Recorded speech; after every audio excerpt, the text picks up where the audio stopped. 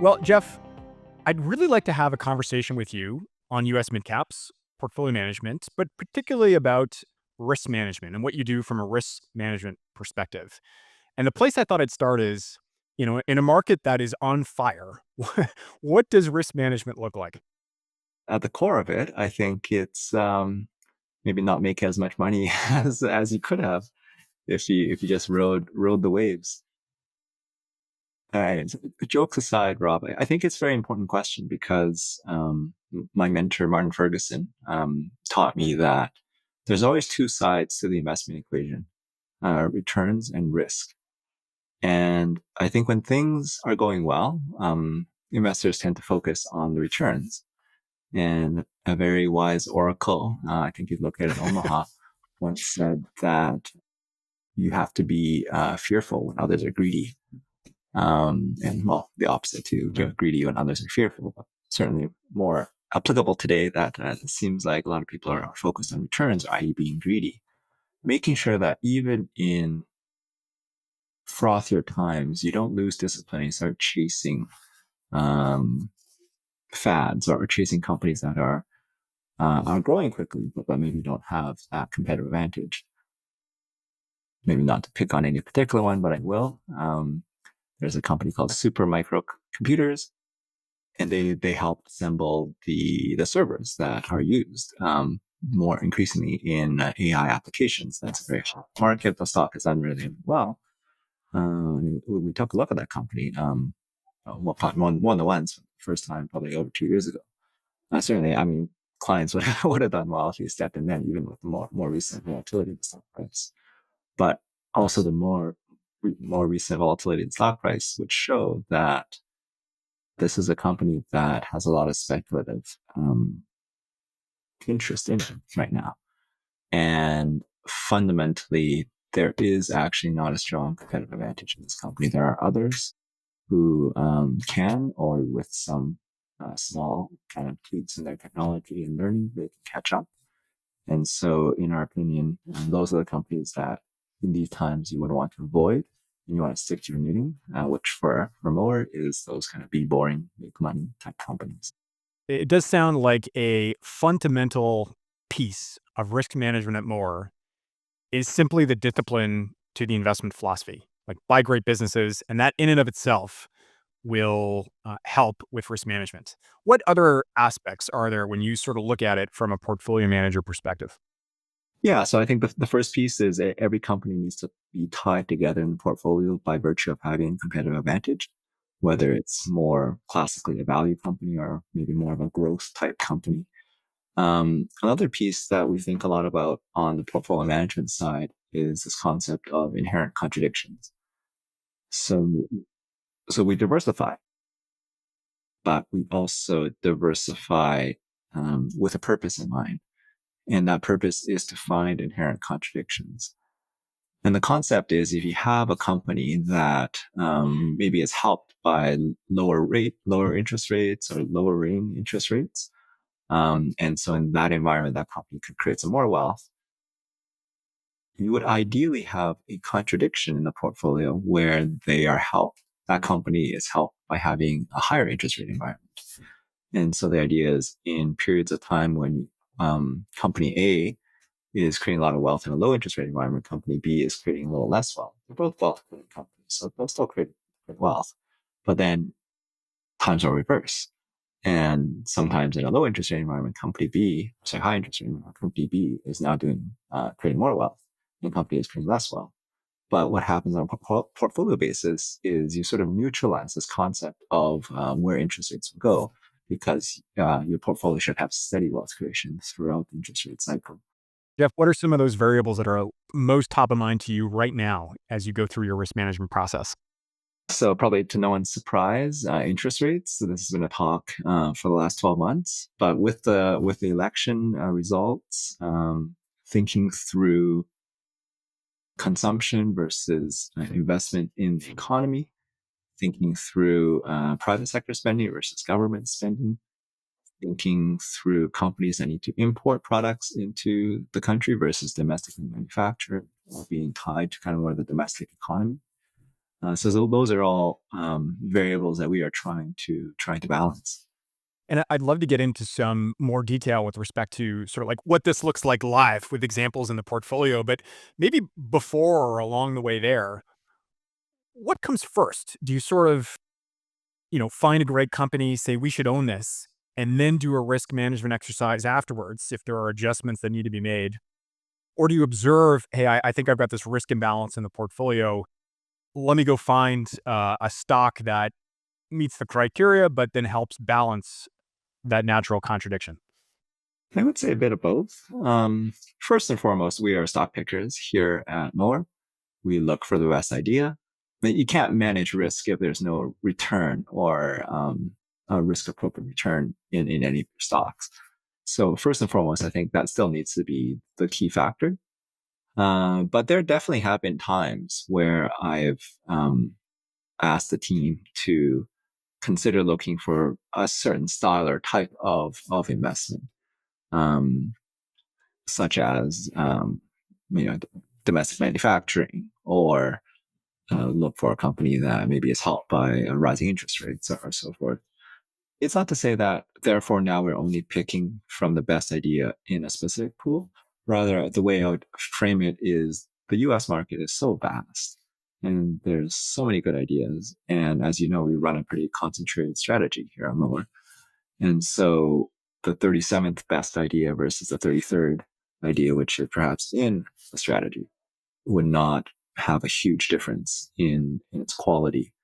And so I think if the 38th idea happens to be exposed to a particular theme, and 37th is one that's exposed to a theme that is already overweighted in our portfolio, then the 38th idea from a portfolio construction standpoint may be more appropriate for our clients for a balance.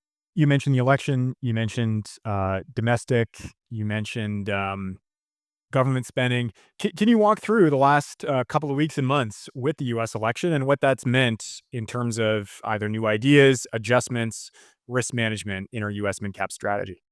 It's funny because certainly there has been a little bit more volatility in the markets. Well, I should say one way volatility, but this is not, in the grand scheme of things, this is not a very volatile time in my career. I remember in 2008, a month or two after Lehman Brothers and went bankrupt, and then Merrill Lynch was rescued by Bank of America, by regulatorily forced to be rescued. I remember one day where the S&P 500 peak to trough had a 14% swing intraday. So that's volatility.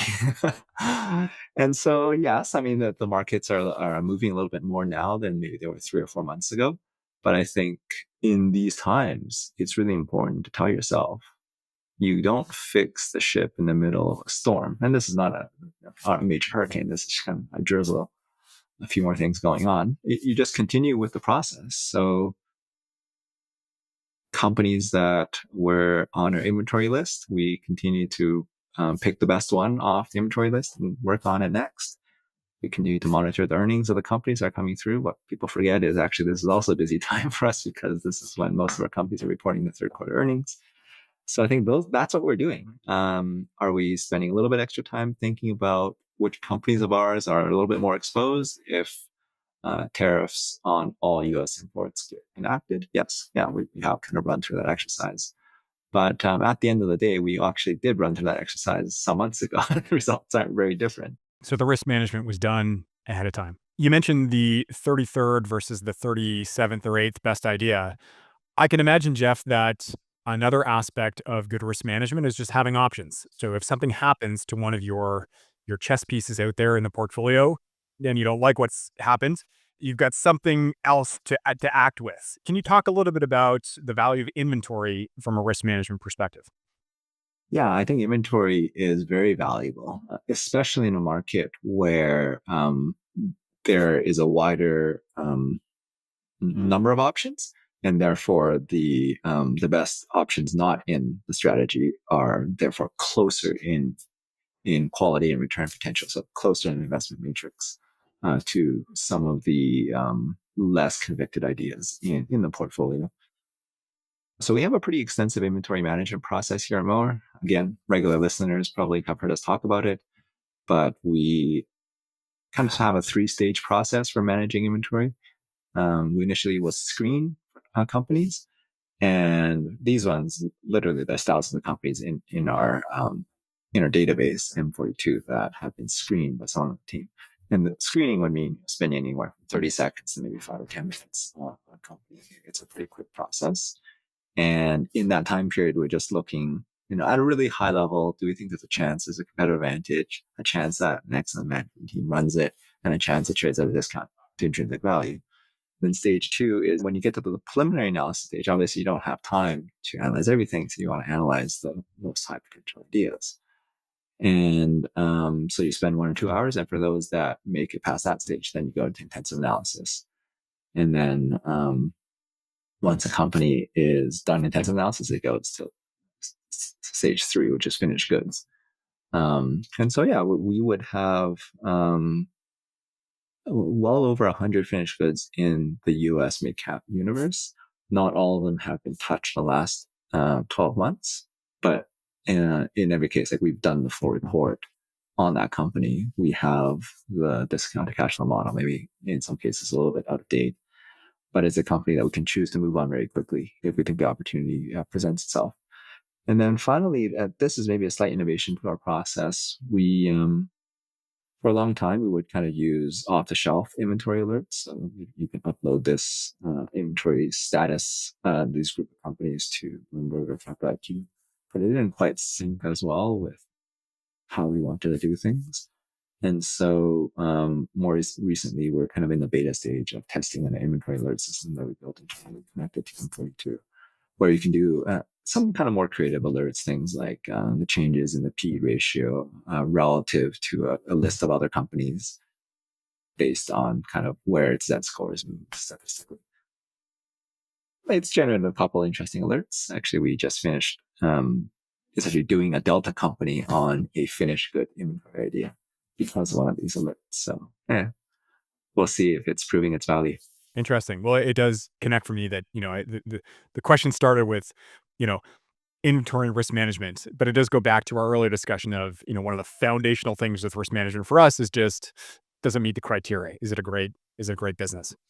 Another part of a risk management process, Jeff, that I think you just completed recently is we get a second pair of eyes, meaning our CIO twice a year will perform their own assessment of the portfolio and meet with you and sort of share notes. The goal of which to ensure that we haven't missed something, that the risks or the bets, the exposures that we're taking are well intentioned and well understood.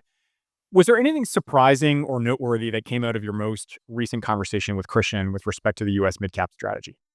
It's sort of when a company does an audit, you hope that the auditors don't find anything. And I'm glad to report that that sort of was the finding of our chief investment officer, Christian, in this latest go through. I think certainly there were some risks that we talked about and highlighted, but in many cases they were deliberate risks we took on because there's opportunity, usually kind of a lower valuation or maybe higher growth potential, or just stronger businesses. And so, yeah, I would say a relatively clean bill of health on that standpoint, which is good because I think this is just your periodic check from another experienced investor. The team should constantly be thinking about this and already rebalancing and readjusting the portfolio for any unintended exposures. My last question on this topic that I wanted to explore with you, Jeff, is just, okay, we've talked a lot about, okay, we're in a particularly strong market. Risk management itself perhaps not being rewarded as much today. But I suppose there's another way of looking at risk management, which is to say the risk of missing out on genuine great ideas or of posturing a portfolio to be more defensive than it ought to be. As you sort of look at that, SWOT analysis of the portfolio, what's got you really excited or where you're looking to make adjustments from that perspective? I mean, I'd like to highlight some of our top positions in the strategy. Companies like SharkNinja, which has probably a little bit more risk than the average company in the portfolio, but also has more opportunities. So SharkNinja is one of the largest manufacturers of small consumer appliances globally. And their competitive advantage is an internal one where through very focused R&D, they have centers in North America and Europe and in China. And essentially they can pass the blueprint from the end of the workday in one geography to the next geography. And so they have kind of 24/7. I think it's technically 24/6. I believe they get Sundays off, kind of research. And so their competitive advantage is their speed to market. They can launch a new product from concept to full launch in 9 months, whereas most of their competitors take about 4 years. In fact, their competitors require almost 2 years to make an improvement to an existing product. So that's how much faster SharkNinja is.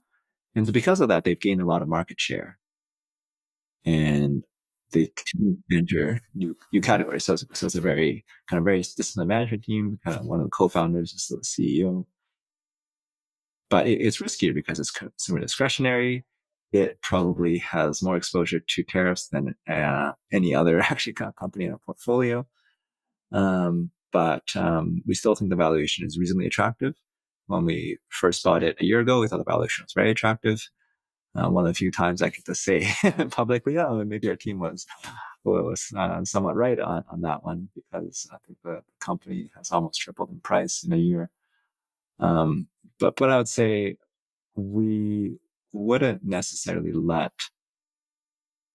the desire to counterbalance the portfolio take away from jumping on it, genuine opportunities that are strong bottom up ideas.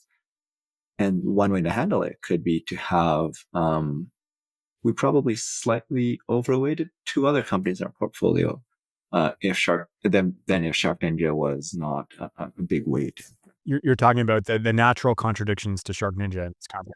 Correct, exactly. So this is how we're kind of thinking about portfolio considerations or management and risk management in kind of real time. So one company we're probably slightly overweighted is FTI Consulting. I think we've talked about this on the podcast before. So they are North America's I think that today globally, the largest bankruptcy consultancy in the world. So when times are good, work is a little slow for them. And they're a bit diversified. So they do have some other things they can do, like helping private equity turnaround companies and so on. But when times are bad and a lot of companies are going bankrupt, and maybe consumers aren't spending as much on the Ninja blender or their Shark vacuum, there might be a bunch of small businesses or medium-sized businesses going into bankruptcy protection. And so FTI Consulting is doing really well. Or a company like CACI, which is a defense IT contractor. And they've been growing quite robustly recently because coming out of the learnings of the Ukraine-Russia war is that electronic warfare, distributed assets, unmanned assets are maybe kind of the future of warfare. And you need a lot of IT software and so forth to drive all that. And so CACI is kind of really well positioned in several of those themes. And so they've had kind of strong kind of increases in their growth rate because of their market position, and also because of their exposure to kind of government spending. And so again, if in a world where the U.S. government becomes a little bit more insular, puts on tariffs to outsiders, defense spending may be one area, especially in the areas that are actually increasing in relevance. It is very appropriate. And we think so. CACI is not a direct offset to SharkNinja, but again, consumer spending is depressed. Perhaps government spending continues on pace. And so again, a little bit of a ballast. And so those are some of the decisions that we would be thinking about as we always look to optimize the balance of the portfolio. Well, that's fantastic, and it actually really clarifies for me your natural contradictions. So on the one hand, a SharkNinja, which is maybe a bit more discretionary, more exposed to tariffs, and on the other hand, two stocks that, both from a cyclicality perspective, a discretionary perspective, and a geopolitical perspective provide some offsets. All three of which, like you said at the very outset, have those elements of wealth creation tied to competitive advantages. Jeff, any last words for clients before we sign off? It's a long-term process, and this year may have been a good year. I think maybe some who are interested in Mawer and follow Mawer, or even our clients, may say, hey, we could have gotten even greater returns by following the hot companies of the day. But I think what's really important in times like these is your investment manager doesn't change his or her stripes. And as much as possible that we can convey to people who we talk to is, that's how we think. Like we don't want to be kind of tossed around in the wind by the winds of the market. Rather, we have a singular investment philosophy. We have a disciplined investment process. We think it works through the market cycle, and we're happy. We've created a lot of wealth for clients in this year, and we still think we have a great portfolio of resilient businesses that will do well in probably all market scenarios. Very well said. Jeff, thanks for your time. Thank you, Rob, for having me.